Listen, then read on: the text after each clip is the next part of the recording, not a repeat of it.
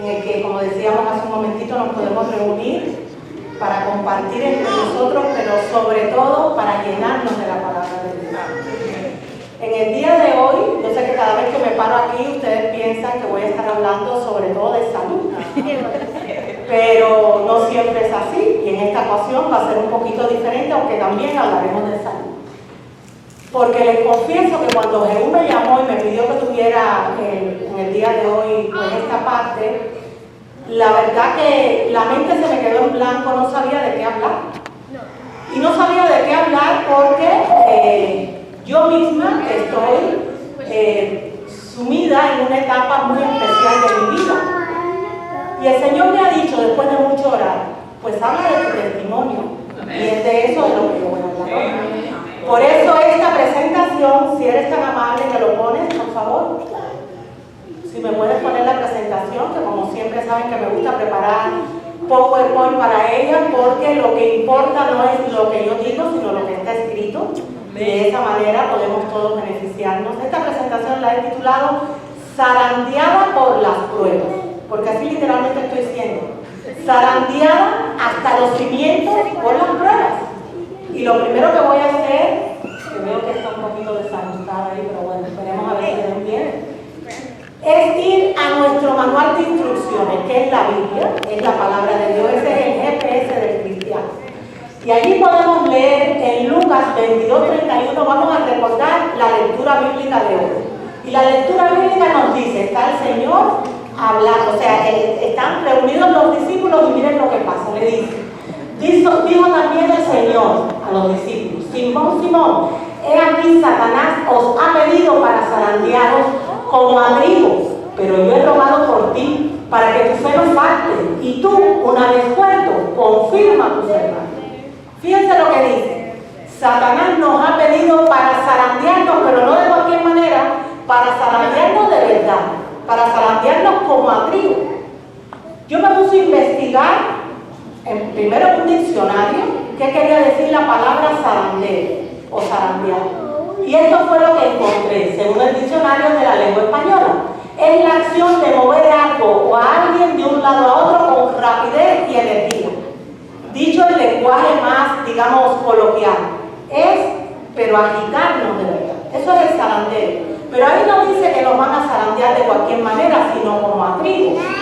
Y me puse a buscar también y encontré esta fotografía donde hay dos caballeros que están zarandeando el trigo con el objetivo de separar, digamos que las impurezas del grano que es comestible. Para que eso sea posible, ese movimiento tiene que ser muy agitado, es un movimiento fuerte, eso es lo que quiere decir zarandear. Y me parece curioso que la Biblia diga que cuando Satanás nos pide para zarandearnos, lo hace para zarandearnos como a trigo, o sea, para zarandearnos moviéndonos cada uno de nuestros músculos, para que lleguen a nuestras entrañas. Y miren lo que encontré aquí investigando en el diccionario bíblico. Dice que en la Biblia zarandear se refiere típicamente al proceso de separar el trigo de su contraparte no comestible, o sea, esa cascarilla que no se come. Y dice además que del mismo modo, los tiempos de purificación, y noten ustedes que hay palabras claves que he señalado en rojo. Dice, los tiempos de purificación juegan un rol importante separando la mascarilla inútil de nuestros corazones. El significado bíblico de zarandear es depurar el espíritu para quedarse o para deshacerse de determinadas características y así ser o poder ser mejor aprovechado. Hay una única cosa que todos nosotros sabemos que es lo que nos vamos a llevar al cielo si Dios permite que estemos morando con Él allí. ¿Qué cosa es lo único que nos vamos a llevar? El carácter. Pero no cualquier carácter, sino un carácter que tiene que ser similar al de nuestro modelo. ¿Quién es nuestro modelo? Nosotros nos llamamos cristianos porque se supone que somos como Cristo. De Cristo tenemos que tener no solo el nombre, sino también el carácter. ¿Cómo era Cristo? Pues era manso y humilde de corazón en todo sentido. Cristo amaba a Dios sobre todas las cosas y amaba a su prójimo como a sí mismo, que esos son los dos grandes mandamientos. Y nuestro carácter debe estar encaminado en esa dirección. Como de manera natural no tendemos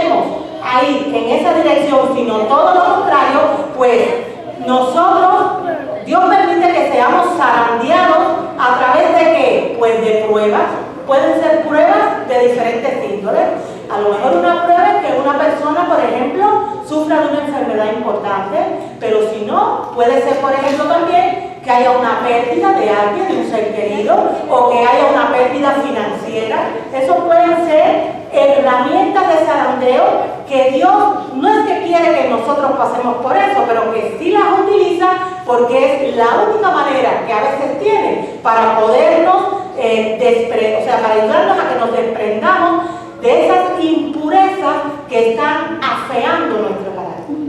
Hace un ratito, mientras estábamos en la escuela sabática, yo pensaba, Dios mío, ¿verdad que la iglesia es de Dios y Dios está al control de su iglesia? Porque de lo que se habla esta mañana tiene mucho que ver con lo que vamos a hablar en estos momentos. Cuando hay una situación, como decía Rudy, de conflicto en la iglesia, es porque hay impurezas en nuestro carácter que nos impide casi siempre, por orgullo, ser susceptibles a la amonestación para dejar de lado todos esos malos tratos y poder vivir y convivir con nuestros hermanos en paz. Pues de ninguna manera así podemos llegar al cielo.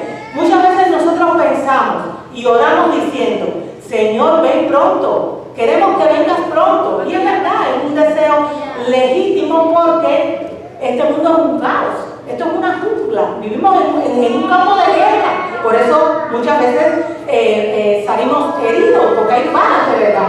No es tontería. Hay una lucha campal, hay una lucha espiritual que se está llevando a cabo sobre cada persona, sobre cada individuo, sobre cada alma. Y pasan cosas que nos traen, pues eso pesar. Pero ¿cómo vamos a nosotros? O sea, ¿cómo Dios va en estos momentos en los que nosotros estamos, por ejemplo, permitir que su venida sea una realidad cuando Él está viendo, aún dentro de su pueblo, todos los defectos de carácter que tenemos? Cristo viene a buscar a un pueblo diferente, a un pueblo que no solo lleve su nombre, sino que tenga sus rasgos de carácter. Si nosotros no permitimos que este zarandeo, que se lo confiese, porque yo estoy siendo profundamente zarandeado, cuando estamos en él es muy angustiante, pero a día de hoy doy gracias al Señor, porque por lo menos en mi caso, que dentro de un ratito les contaré muy por encima mi testimonio, me ha servido para agarrarme más de Dios. Amén. Me ha servido para entender que todo lo que Él permite que pase en mi vida es como un propósito. Amén. Hay veces hay situaciones que sinceramente nos desencajan, porque no estábamos preparados mentalmente para asumirlas, pero aún así, en el medio de la tormenta, como dice el himno, Dios nos da su paz, esa paz que sobrepasa todo entendimiento y que solo viene de Él. Hay veces que, por ejemplo, en esta etapa que yo estoy viviendo, yo he pensado, madre mía, si ha sido duro estando agarrada de Dios como siento que estoy, ¿cómo sería si yo no estuviera agarrada de Dios? Por eso puedo entender, a la luz de lo que me está aconteciendo, que hay muchas personas que cuando están pasando por procesos de conflicto, es tan dura la lucha que sencillamente no la aguantan y deciden suicidarse. ¿Saben ustedes que cada vez aumenta más el número de suicidios? Sobre todo en países, fíjense qué paradoja, en países del primer mundo, en países ricos como Estados Unidos o Europa, de donde yo vengo, los índices de suicidio cada vez son mayores. ¿Por qué? Pues porque está apreciando la cosa en este conflicto espiritual en el que estamos y no todo el mundo tiene herramientas para lidiar con este tipo de situaciones. ¿Por qué? Porque lamentablemente no todo el mundo se agarra de Dios de verdad como se debería agarrar para poder solventar sus conflictos. Miren, nosotros podríamos preguntarnos, bueno, ¿y por qué hay tantos conflictos? ¿Por qué Satanás nos ha pedido para zarandearnos como a trigo? Bueno, solo dice la Biblia, ahí está en Apocalipsis 12:12, dice así: ¡ay de los moradores de la tierra y del mar! Porque el diablo ha descendido a vosotros con gran ira, sabiendo que tiene ¿qué tiene Satanás? Poco tiempo. ¿Y cuál es su objetivo? Pues cosechar para muerte eterna a todas las almas que se lo permitan. Por lo tanto, sabiendo que le queda poco tiempo, con toda la rabia que caracteriza su carácter tan desemejante al carácter de Cristo, ha descendido sobre la humanidad, en especial sobre los hijos de Dios. Y dentro del pueblo de Dios y de los hijos de Dios, en especial contra los hijos de Dios que tienen ministerios que pueden ser o que abarcantes, que pueden, por ejemplo, ser utilizados por Dios para alcanzar a mucha gente. ¿Por qué? Porque el enemigo sabe que si esa persona a la que se está atacando cae, porque la prueba ha deseado mucho, el ministerio cae. Y si el ministerio cae, la influencia cae para que más almas puedan ser cosechadas para Cristo. El enemigo no está jugando, esta es una guerra real. Hay veces leemos pasajes en la Biblia y lo leemos y están como que ahí, como que un poco distantes de nosotros, como si fuesen solo letras, pero no es así. La Biblia es un libro vivo y es un libro que nos da información y nos relata acontecimientos que le han pasado a antiguas generaciones, por ejemplo, de cristianos, porque dice que eso está ahí escrito para que nos sirva de testimonio a nosotros, para que sepamos que si estamos viviendo en un tiempo en el que el enemigo es consciente que le queda poco tiempo y ha descendido sobre nosotros con gran ira, no nos queda otra que elegir dejar todo tipo de tonterías, agarrarnos de Cristo con todas nuestras fuerzas, porque aún agarrados el zarandeo es fuerte. Imagínense si no estuviéramos agarrados, literalmente nos liquida, acaba con nosotros. Y esa es una de las grandes lecciones que yo he sacado pues en estos tiempos. Hubo alguien, no hace mucho, que en mis momentos más angustiosos me llamó, porque Dios utiliza a hermanos, a personas que están conectadas a Él, para en momentos de pruebas, cuando usted sienta que de pronto tiene ese deseo de llamar a alguien, llámese. Porque quien pone eso en nosotros es el mismo Dios. Amén. El mismo Dios sabe que ese hermano o hermano, no importa que esté aquí en Alaska o en Japón, está necesitando de una voz para a lo mejor no caer completamente en ese momento. Y una llamada de teléfono, una oración con esa persona puede hacer que se evite a lo mejor una tragedia. Porque yo les comento, mi zarandeo ha sido tan fuerte que ha habido noches en las que yo me he acostado y literalmente le he dicho, Señor, no permitas que yo amanezca mañana. Eso es fuerte, ¿eh? La vida para mí no tiene sentido. Perdón. O sea, ¿a qué punto uno puede llegar a sentir angustia a nivel emocional como para llegar a decir eso? Porque uno dice, Dios, o sea, todo se desencajó, no hay nada que esté en su lugar. ¿Qué sentido tiene la vida? Y lo peor de todo, que es lo que el enemigo quiere que hagamos en el medio de las pruebas. Hay momentos en los que se lo confieso, yo he llegado a pensar que Dios me dejó la mano. Porque yo he dicho, si vivo una vida consagrada a Él, si todo lo que tengo y todo lo que soy se lo he dedicado, si siempre estoy sirviéndole, ¿cómo es posible que permita que me pase esto, esto y esto? ¿Cómo es posible que haya injusticia a un nivel tan profundo? ¿Cómo es posible que esté siendo, o sea, que se levanten contra mí tal magnitud de falsos testimonios, tal nivel de difamación, tal nivel de tergiversación de la verdad? ¿Cómo es posible que Dios lo permita? Por eso la consecuencia directa ha sido decir, a mí no me interesa lo que digan los demás de mí, pero así me preocupa. Lo que sí me preocupa es lo que Dios haga conmigo. Y si resulta que la decisión de Dios es mantenerse en silencio por razones que aún mi intelecto no alcanza a comprender, y yo no estoy consciente de verdad de cómo funciona todo esto, yo puedo llegar a pensar que Dios me ha abandonado. Pero yo me doy cuenta ahora, que estoy más lúcida, que eso no es algo que me haya pasado solo a mí. Eso le pasó a Jesús. Cuando Él estaba en la cruz y Él veía aquella multitud de malhechores por la cual Él había decidido entregar su vida, que estaban allí diciendo, crucifíquenlo, crucifíquenlo. Jesús lo que hizo fue mirar a todos y aún con misericordia le dijo al Padre, Padre, perdónalo, porque no saben lo que hacen. Eso es así. Esas historias nosotros las leemos en la Biblia, pero ya les digo, una cosa es leerla y otra cosa es vivirla. Y si algo me regocija es el saber que aún en el medio del dolor y aún en el medio de una prueba tan tremenda, Jesús no dijo condénalos, no. Jesús no dijo eso. ¿Saben ustedes por qué?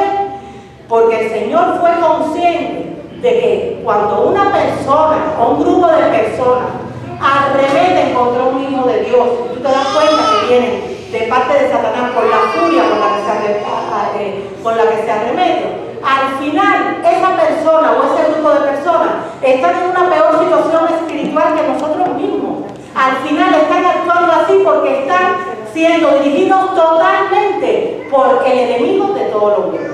Porque es imposible que alguien dirigido por el Espíritu Santo pueda levantarse para hacerle daño a ningún hermano o hermana.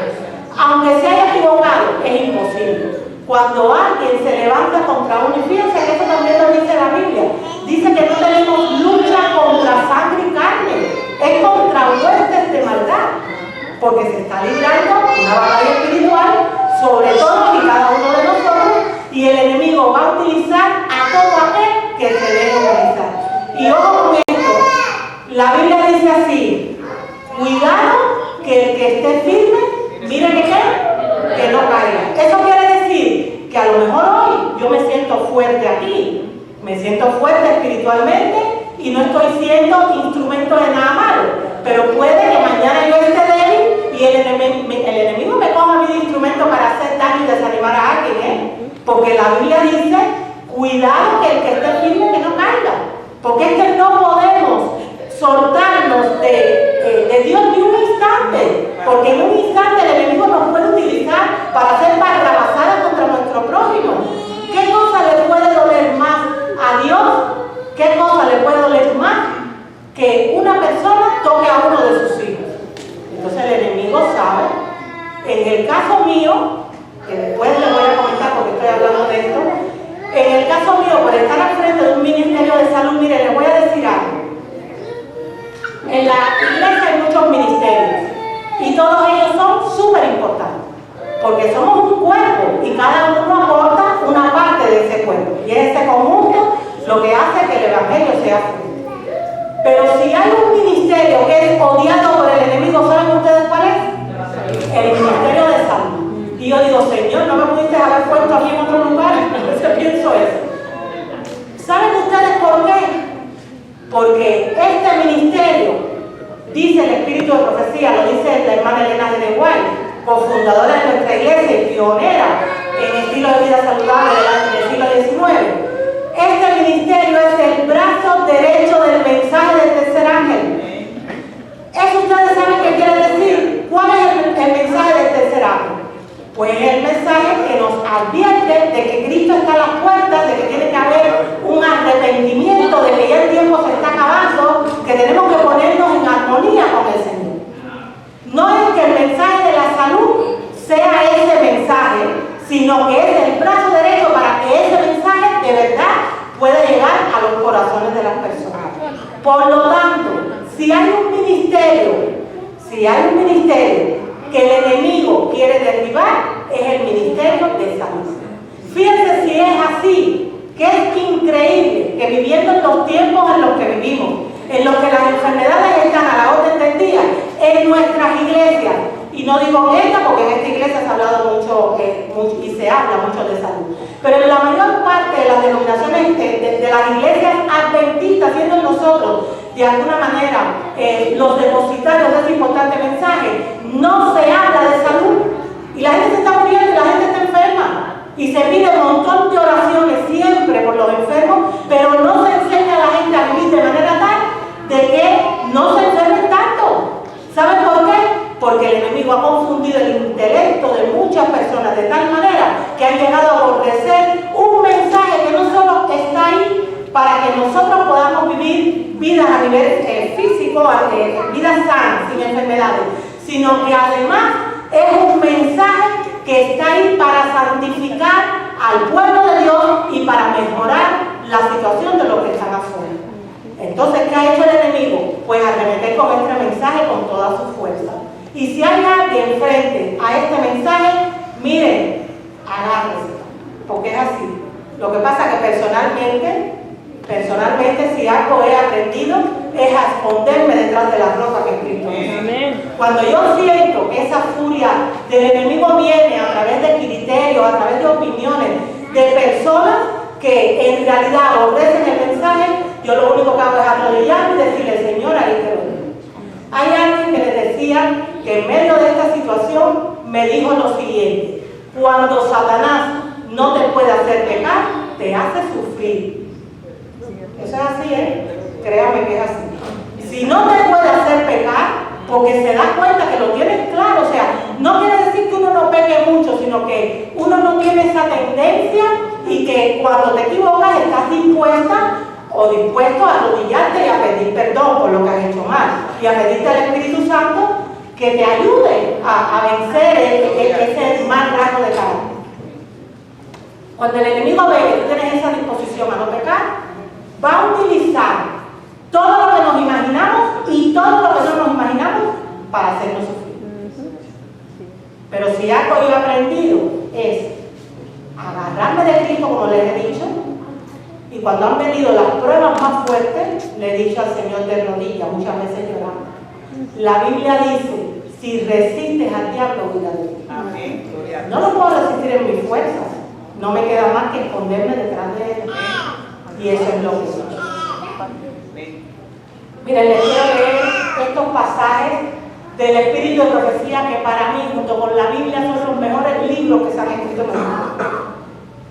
Estos libros contienen la mente y el carácter de Dios, porque el mismo Espíritu Santo que inspiró a los escritores bíblicos a escribir la Biblia, inspiró a la hermana Elena G. White a escribir estos libros que conocemos como el Espíritu de Profecía.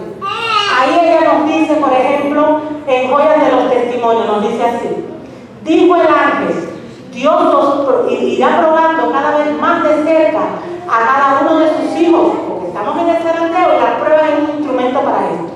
Algunos están dispuestos a aceptar un punto, pero cuando Dios los prueba en otro, los rehuyen y retroceden, porque hieren directamente a algún ídolo suyo. Ese ídolo puede ser la comida, puede ser el trabajo, puede ser el dinero, puede ser las modas, puede ser incluso el amor exagerado o mal enfocado hacia un miembro de la familia, como es el caso de un hijo. Eso le pasó a Elí. Elí amaba, el sacerdote del Antiguo Testamento, él amaba mucho a Dios, pero amaba más a sus hijos de lo que amaba a Dios, porque ellos eran para él un ídolo. ¿Y qué trajo consigo esa actitud de Elí? Pues que tanto él como sus hijos fueron destruidos, porque los mandamientos nos dicen, y todos los conocemos, están en Éxodo: amarán a Dios, ¿qué? Sobre todo, sobre hijos, sobre esposos, sobre trabajo, sobre dinero, sobre todo. Porque cuando tú amas a Dios en primer lugar, todo lo demás se va a ubicar en el punto en el que tiene que estar. Entonces, Elí tenía un ídolo y eso nos puede pasar a nosotros también, por eso estamos siendo advertidos.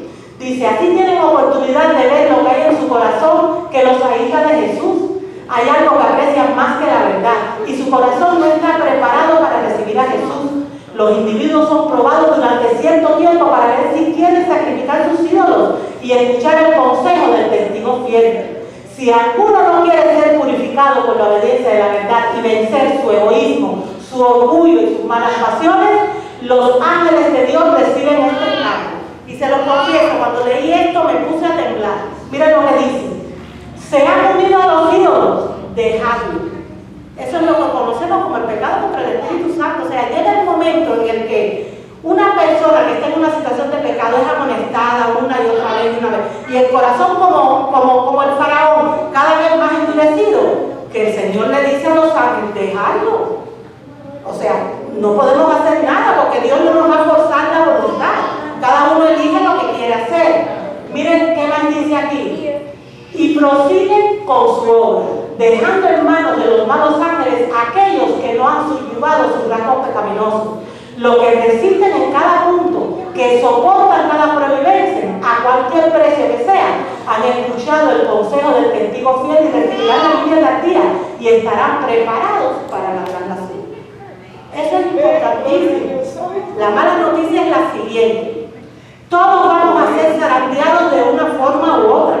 Yo con mis pruebas, usted con la suya. Si esto no lo tenemos claro, vamos a formar parte de lo que dice este segundo pasaje. Testimonios para la Iglesia, tomo 4. El zarandeo de Dios se lleva multitudes como haces. Por eso siempre se ha dicho que el verdadero pueblo de Dios y que los verdaderos salvos van a ser mínimos en relación a la cantidad de población que hay a nivel mundial. Porque aún dentro de la iglesia, cuando somos zarandeados, cuando somos amonestados, si nos endurecemos, ese carácter no puede ser transformado, no vamos a ser semejantes a Cristo y Cristo viene a buscar un pueblo que se parezca a Él. Es la ley de causa y efecto, es un efecto dominó. Una cosa trae consigo la otra. ¿Cuál es el objetivo de este zarandeo?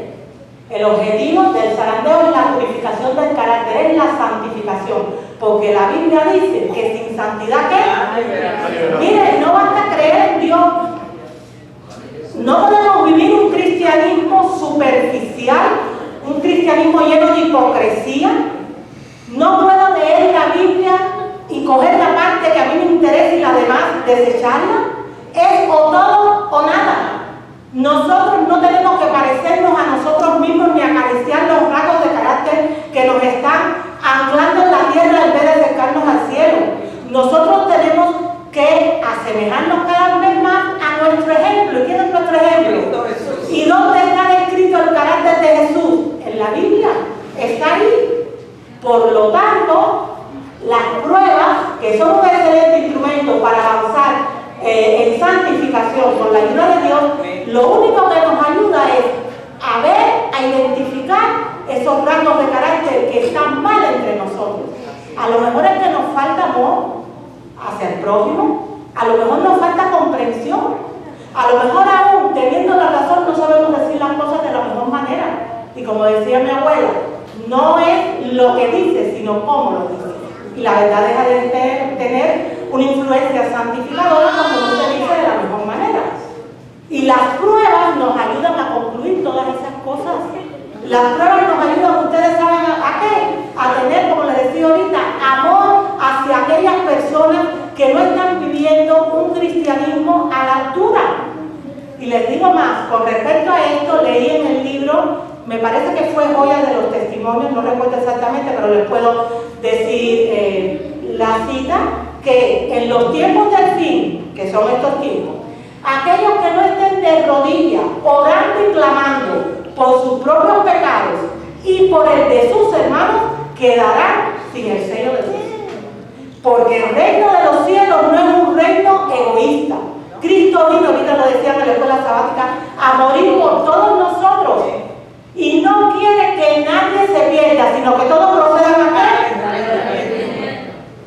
Esas son lecciones importantes. Porque cuando alguien me hace daño, yo no puedo arrodillarme a pedirle a Dios que le caiga un rayo del cielo y lo parte en dos. Aunque tengamos ganas. Eso no lo podemos hacer, porque eso es contrario al fundamento del reino de los cielos, que es el amor.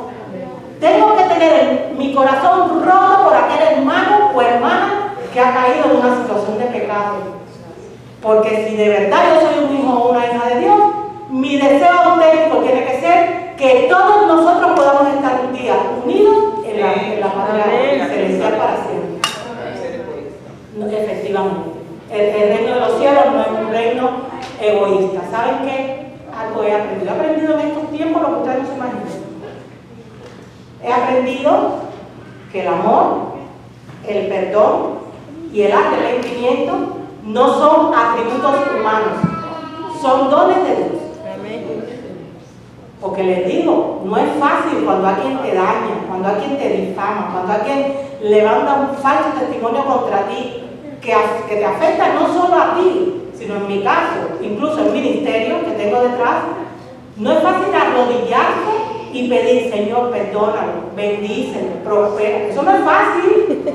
Vamos a ser sinceros. Hay que pedirle a Dios que ponga su amor en mí para yo ver a esa persona como Él quiere que yo lo vea, no como yo lo estoy mirando. Sí, me ayuda a perdonar. Efectivamente, que me ayude a perdonar. Hay veces que decimos, no, hay que perdonar porque perdonar es de Dios, pero yo prefiero perdonar en el momento que de verdad esté lista para perdonar, no por cumplir con nada, ni decir que lo hice. Si mi corazón me está tirando para el otro lado, yo tengo que orarle a Dios para que ponga en mí ese don para ser capaz de perdonar. Perdonar de verdad. Y perdonar de verdad quiere decir olvidar hasta donde se pueda las cosas que han pasado, que nos han herido. Y entender, volvemos a lo que decíamos ahorita, que la Biblia dice, cuidado, que el que esté firme no caiga. Porque a lo mejor, insisto en esto, yo estoy parado y aquí diciendo algo como lo que estoy diciendo, pero mañana soy yo instrumento de Satanás para hacer un daño a mi hermano. Dios me libre de eso. Pero la Biblia dice también que el que esté libre de pecado, ¿que haga qué? Que tire la primera piedra. ¿Quién de nosotros se atrevería a tirar la primera piedra? Yo no podría. Yo cuando me analizo de verdad, yo no podría. Porque al igual que el prójimo, yo también he cometido muchos errores. Ahora, una cosa es, aquí el problema no es como cristianos cometer errores. El problema es no estar dispuesto a cometer. Ese es el problema. Eso es lo que marca la diferencia. Miren, el propósito de las pruebas, que son las que nos ayudan en este zarandeo, lo dice ahí en Romanos 8:28 en primer lugar. Y sabemos que a los que aman a Dios, todas las cosas les son para bien. Y yo digo, Dios, pero qué alto está puesto el listón en la Biblia. ¿Cómo esto me puede ayudar para bien? Ayúdame a entenderlo, ¿entiendes? Pero hay cosas que tienen que ver no con el mundo físico, sino con el mundo espiritual. Me ayudan para bien porque me ayudan a confiar más en Dios, me ayudan a tener amor en mi corazón hacia el prójimo, me ayudan en otros sentidos. Pero mira lo que dice el Espíritu de Profecía con respecto al propósito de las pruebas.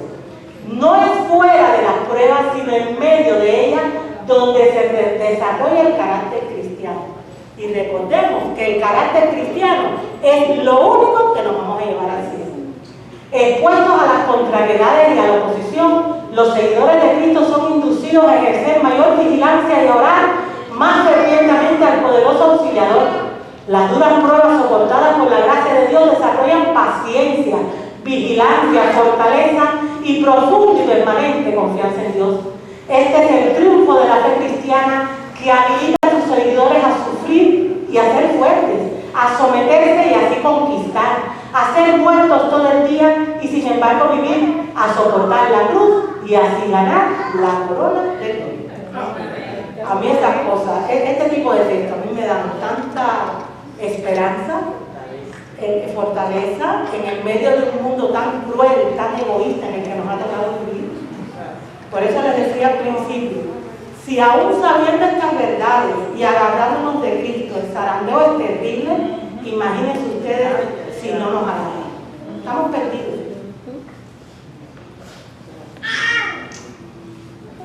¿Qué es la santidad? Porque hace un momento comentábamos que al final las pruebas y este zarandeo lo que tiene como objetivo supremo es que avancemos en santidad, en santificación. Y sin santidad nadie verá al Señor. Yo no quiero contestar con mis palabras. También del Espíritu de Profecía, ese libro maravilloso, que por cierto hago una pausa para recomendarle su lectura. El deseado de toda la gente, escrito por la mensajera del Señor Elena de White. ¿Quiénes de los que estamos aquí hemos leído El deseado de toda la gente? Pues muy pocos. Es un libro que de pequeño le leí a mi hijo, porque es la historia, o mejor dicho, la biografía más hermosa que jamás se haya escrito de la vida de Jesucristo. Bello libro. Tenemos que leer ese tipo de información. Pues de ese libro saqué la definición de lo que es santidad. La santidad es integridad para con Dios, es la entrega total del corazón y la vida para que revelen los principios del cielo. Y fíjense lo que es lo que decíamos ahorita, es la entrega total, no de unas partes sí, de unas partes no, es o todo o nada. Y además añado, la santidad comienza por los pensamientos, continúa por las palabras y termina con los actos. Es un cambio total, no de unas partes sí y de unas partes no. Y recordemos que sin santidad, ¿qué? Nadie es. Nadie es nadie, ninguno de nosotros. Tenemos que avanzar en santidad sí o sí. Es un proceso que dura toda la vida, porque todos los días hay cosas que mejorar. Ahí el listón le decía que está muy alto. El listón es el carácter de Cristo.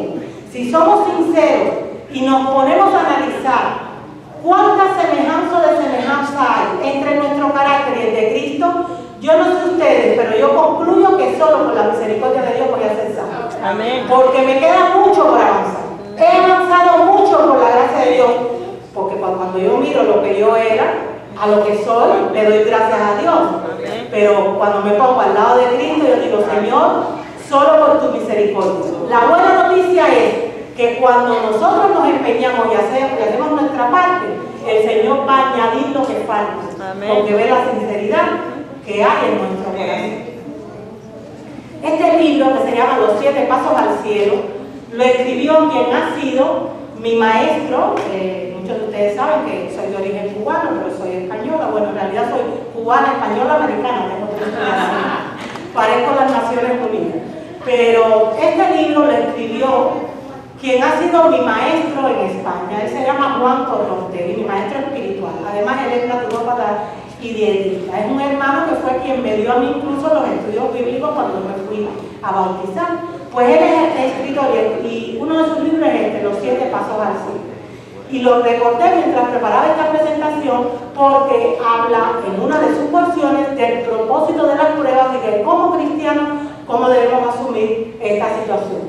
Él dijo así: el cristiano no está exento de sufrimiento. Ser cristiano no es un seguro de vida por el cual Dios nos va a evitar todo problema. De hecho, y esto es importante que lo entendamos, el cristiano tiene una medida doble de dificultades en esta vida. Las dificultades propias de cualquier ser humano y las dificultades por el hecho de ser cristiano. Tenemos doble porción. Dice además, la ventaja del cristiano es que tiene la ayuda de Dios para superar cualquier situación, creyendo por la fe que Dios obra y permite y está al mando de nuestra vida. Y escribiendo esto, leyendo esto, recordé también lo que dice la Biblia. En el mundo tendréis aflicción, pero confiad, ¿por qué dice Jesús?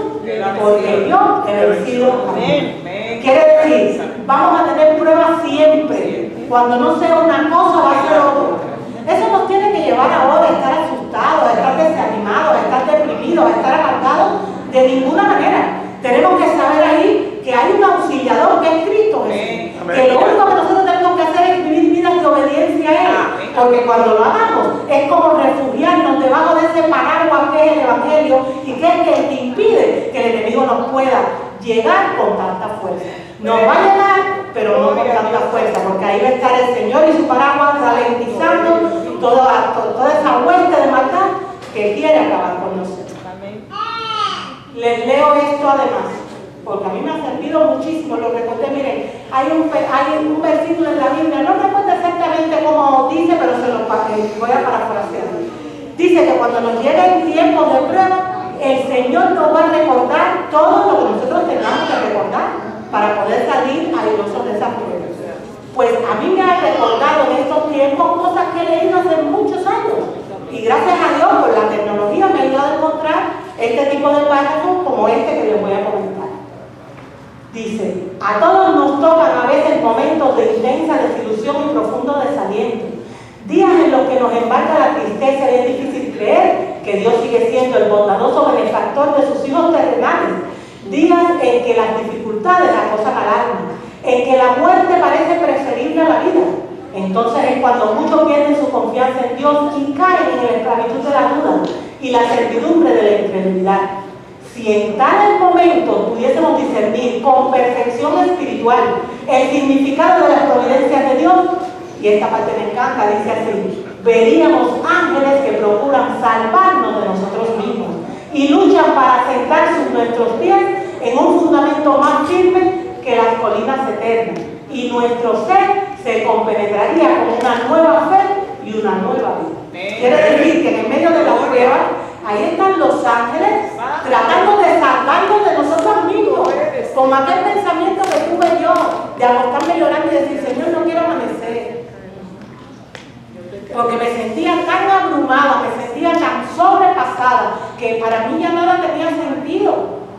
Pero ahí estaba Dios salvándome de mí misma, de mis propios pensamientos.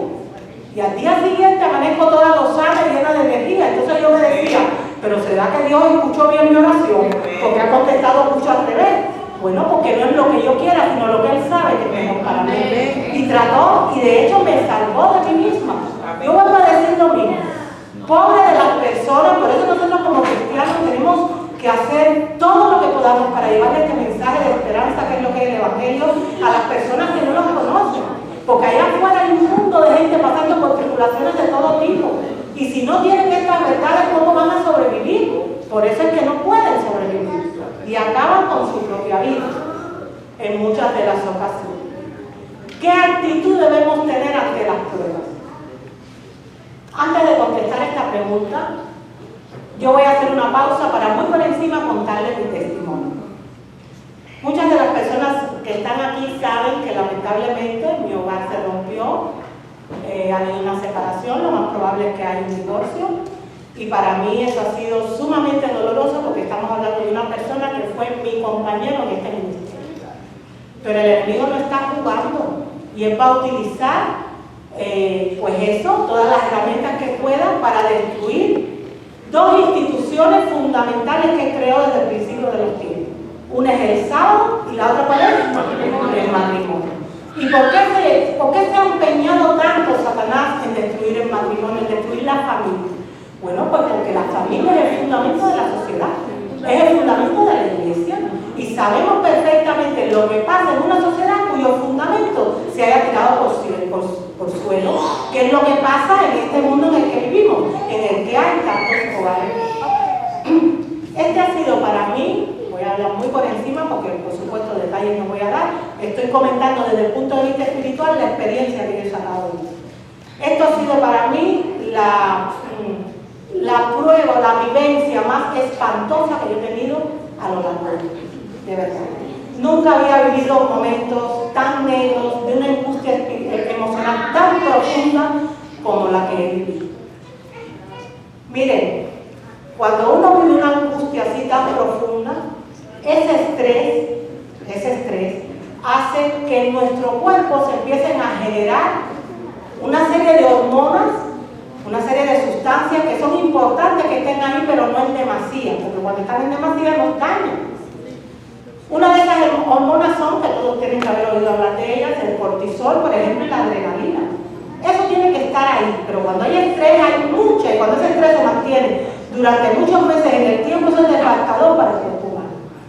De hecho, antes de contarle mi experiencia, es lo que le pasó a Jesús cuando él estuvo en la cruz.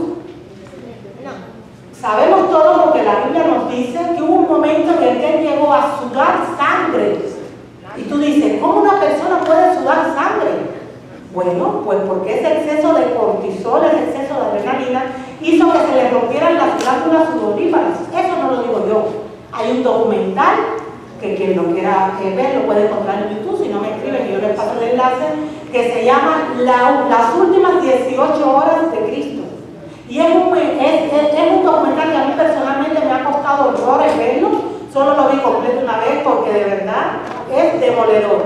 Es un informe médico forense que explica a nivel médico todo lo que trajo consigo en el plano físico el sufrimiento de Jesús. Explica por qué una persona puede llegar a sudar sangre, explica por qué cuando le pusieron la lanza, dice que también agua expulsó, explica todo eso, cómo es que puede pasar. Mientras yo he vivido toda esta situación que he vivido, yo he recordado ese documental, porque Dios nos recuerda cosas. Era el Señor como diciéndome, pero si ya Cristo lo vivió, o sea, ¿cómo tú no estabas preparada para una situación así? En mi caso, por supuesto, mis niveles de sufrimiento no han llegado a Jesús porque yo no estoy preparada espiritualmente para eso, pero también fue muy serio. Ese problema, esa angustia emocional se extrapoló en lo que médicamente se conoce como somatizar a nivel físico. Yo soy una persona sana y tengo un estilo de vida saludable. No soy de ir al médico ni nada porque sinceramente vivo respetando las leyes de la salud que son legales. Pero esa angustia emocional tan extrema que yo he tenido me afectó físicamente. Les voy a contar 4 cosas que me pasaron y que todavía tengo secuelas de ellas. La primera fue que me quedé sin energía, literalmente. Se me fue la energía. Es como que la fuerza vital se me fue. Yo tenía que acostarme a mediodía, dormir un par de horas, yo no tenía energía, me quedé sin energía. En segundo lugar, recuerdo que un día llamé a Mónica, ahí tienen a Mónica. Mónica es mi amiga del alma, además de mi hermana en Cristo. Ella es psicóloga, es una psicóloga cristiana. Y hay psicología buena, hay psicólogos buenos al servicio de verdad del ser humano, que nos pueden ayudar a digerir momentos traumáticos de nuestra vida, a pensar mejor. Y yo recuerdo que un día yo llamé a Mónica, ella estaba muy pendiente de mí, y yo le dije, estoy sin energía, tengo una situación así en el pecho que yo no sabría llevar las palabras, es como que no podía respirar bien, como que me faltaba el aire, me estaba pasando mucho que en las noches cuando me acostaba y ya me quedaba dormida, de pronto me tenía que levantar porque me faltaba el aire, me ahogaba. Tenía que sentarme en la cama para poder recuperar la respiración normal, o sea, horrible. Y se lo comenté a Mónica y Mónica me dijo, lo que te está pasando es que estás rozando una crisis de ansiedad. Yo que tanto he hablado enseñando a las personas sobre cómo actuar en momentos de crisis, a mí misma me estaba pasando, pero como yo soy una persona sana, yo no asumía que era eso lo que me estaba pasando.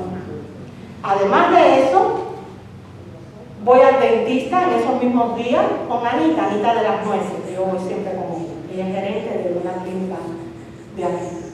Me tocaba una sencilla revisión y la limpieza que me hago cada 3 veces al año. Y cuando yo estoy ahí, las chicas, antes que pase la doctora, siempre te toman la tensión arterial y todo por si hay algo.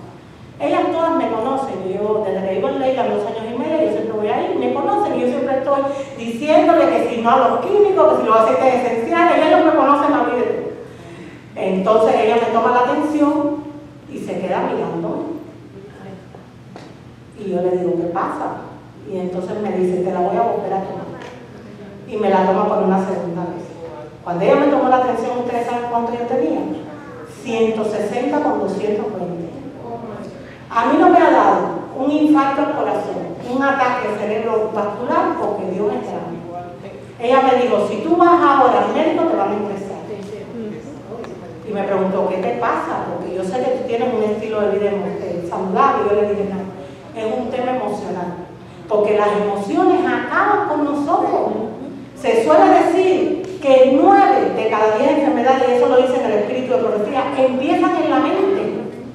O sea, esa angustia emocional tan extrema que yo estaba viviendo me desencajó a todo nivel. Pero como si eso fuera poco, también de pronto siento que no puedo bajar bien mi brazo derecho. Todo así, una cosa de nada. Que no puedo bajar mi brazo derecho. Y me voy al espejo en mi casa y cuando levanto, tenía todos los ganglios inflamados como pelotas. No podía bajar el brazo. Llamé a mi hijo Yari y le dije, cariño, dime si tú estás viendo lo que estoy viendo yo. Yari hizo así, Yari no quería ni mirarme. Le dije a él, no le digas nada a tu hermana, yo tengo 2 hijos, él y mi hija, que es médico cirujano, pero ella está en médico. Y yo trato a mis hijos de quitarle todo tipo de preocupación. Le dije, no le digas nada a tu hermana, pero yo les digo, yo me asusté, yo no podía bajar el brazo. Tenía mi piel tan estirada, con una sensibilidad tal, porque imagínate que se te dan como pelotas así debajo del brazo, que era horrible. Después yo le voy a comentar cómo esto se ha solucionado, ese problema ya se me solucionó.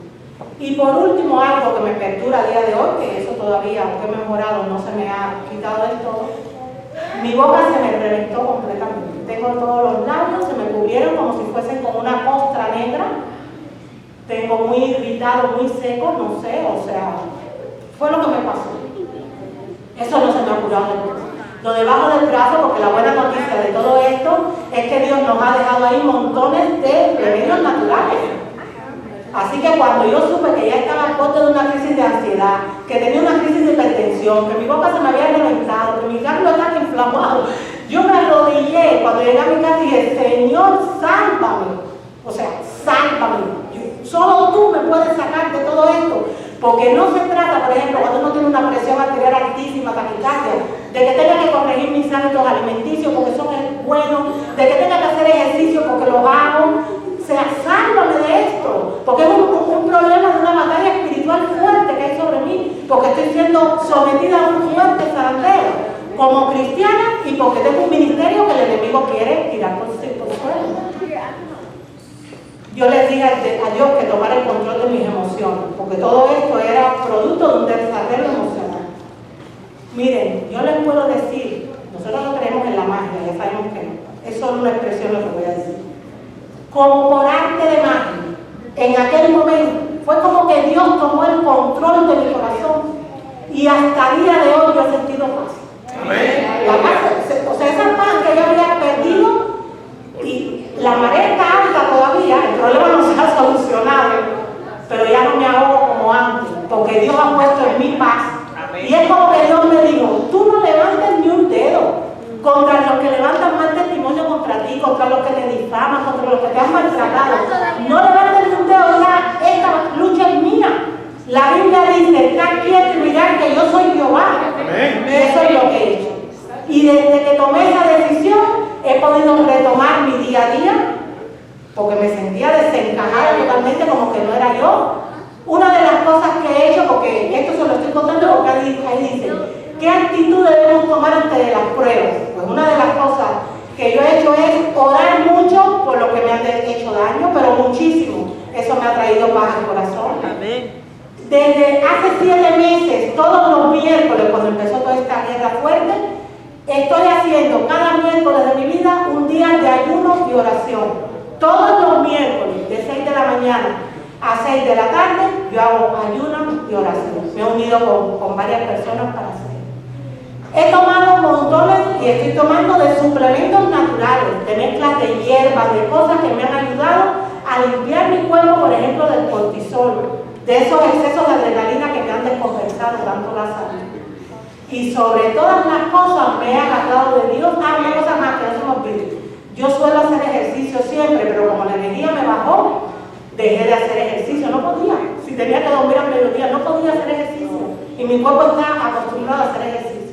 Y una de las cosas que Dios me puso en la cabeza fue, no vas a hacer 1 hora de ejercicio cada día, aeróbico, como hago, pero aunque sea 5 minutos vas a empezar a hacer.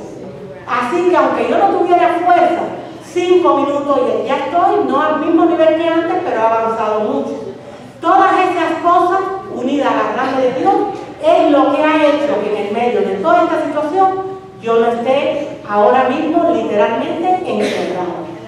Porque con todo lo que he vivido, yo solo estoy en pie por la misericordia de Dios. ¿Cuál es la actitud que debemos tener ante las pruebas? Miren, yo cogí un par o 3 versículos de la Biblia y se los comento. Alegraos siempre. He aprendido a contentarme cualquiera que sea mi situación. Si en el medio de una prueba pierdes dinero, pierdes trabajo, pierdes tu carro, no importa. No importa, eso es lo de menos, son cosas materiales que van y vienen. Al final el dueño de este mundo es Dios. Las personas no son más que simples administradores temporales de los bienes de Dios. Así que no importa. Como decía Job, Jehová dio, Jehová quitó. Sea el nombre de Jehová. Esa es la actitud primera. Además dice, hermanos míos, tened por sumo gozo cuando os halléis en diversas pruebas, sabiendo que la prueba de vuestra fe produce paciencia. Mas tenga la paciencia su obra completa, para que seáis perfectos y cabales, sin que os falte cosa alguna. Y eso es lo que quiero, que no me falte nada en cuanto a lo que es importante tener, que es un carácter que sea semejante cada vez más al carácter de Jesús. Y por último, el último versículo, lo tenemos aquí, que ya se los había comentado. Amad a vuestros enemigos, bendecid a los que os maldicen, haced bien a los que os aborrecen y orad por los que os calumnian y os persiguen. Madre mía, eso parece contrario a lo que nuestra naturaleza carnal nos inspira a hacer, pero ese es el mandato de Dios. Hay un pensamiento que también está en el espíritu de profecía, está en el libro El deseado de toda la gente. Dice que cuando Jesús fue a ser crucificado, que él iba de camino al Calvario, que él se cruzó con Judas y se miraron. Y dice que la mirada que Dios o Jesús le hizo a Judas fue una mirada de amor. Qué fuerte eso, ¿eh? Lo iban a crucificar por él, pero él lo miró con amor, porque al final él entendió y dijo, tú estás peor que yo. O sea, yo voy camino a esta muerte terrenal, pero tú vas camino a la muerte eterna. Tú estás peor que yo. Tengo que tener amor y misericordia por ti. Qué lecciones tremendas para nosotros, ¿verdad? ¿Cuánto tenemos que levantar el listón para alcanzar al Señor? Yo quiero terminar esta presentación, que me ha costado mucho hacerla, se lo confieso. Le he pedido mucho a Dios para que no me llevara a decir o no me permitiera decir nada impropio, porque el objetivo de estos mensajes es edificar a la iglesia. Y me ha costado hacerlo, pero doy gracias a Dios por la manera en la que nos utiliza aún en nuestros momentos de mayor quebranto. Yo quiero terminar esta presentación, que se ha llamado Zarandeada por las pruebas, con otro pensamiento, con otro pasaje del deseado de toda la gente, que habla con respecto al ideal del carácter cristiano. Ese ideal del carácter cristiano es lo que hace que Dios permita que nosotros seamos zarandeados. Porque Satanás no puede pedir para zarandearnos como trigo, pero si Dios le dice no la vas a zarandear, no lo zarandeas, pero Dios lo permite. Y lo permite para que a través de esas pruebas nosotros alcancemos esto. Miren lo que dice aquí. El ideal del carácter cristiano es la semejanza con Cristo. Como el Hijo del Hombre fue perfecto en su vida, los que le siguen han de ser perfectos en la suya. Cristo fue hecho en todo semejante a sus hermanos. Se hizo carne, como somos carnes. Tuvo hambre y sed y sintió cansancio. Fue sostenido por el alimento y refrigerado por el sueño. Participó de la suerte del hombre, aunque era el inmaculado Hijo de Dios. Él era Dios en la carne. Su carácter ha de ser el nuestro. El Señor dice de aquellos que creen en Él: habitaré y andaré en ellos, y seré el Dios de ellos, y ellos serán mi pueblo. Amén. ¿Verdad?